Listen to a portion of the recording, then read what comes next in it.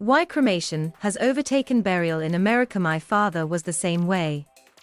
I remember he shut down any conversation about him passing. Unfortunately, that didn't allow him to live forever. The truth is we will all depart this life, whether we like it or not. I visited my dad a little while ago at the Mount Lebanon Cemetery in Glendale, New York. It was the first I had visited in about 5 years. My dad was my best friend, and his crossing of the Rainbow Bridge was a surprise and the worst thing that ever happened to me. But I decided it was time to visit him, because I've been thinking a lot about death lately. You see, I came across a statistic that shocked me. It turns out that most Americans departing our world these days won't have a traditional burial and funeral like my father did. Less than 40% are now being traditionally buried. A majority of Americans leaving this world are now being cremated compared to only about a fifth of Americans 3 decades ago. That's according to the Cremation Association of North America and the National Funeral Directors Association. And this trend is seen throughout much of the Western world.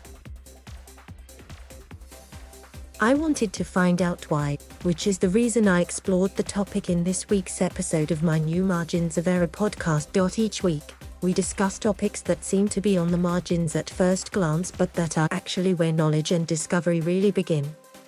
The most recent episodes covered the battle over daylight saving time and the potential benefits of partners sleeping in separate beds.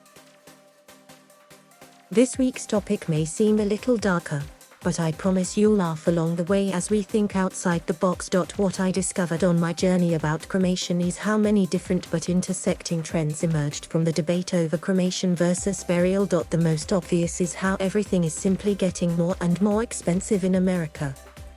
Most people may not like to talk about death, but it's a big business.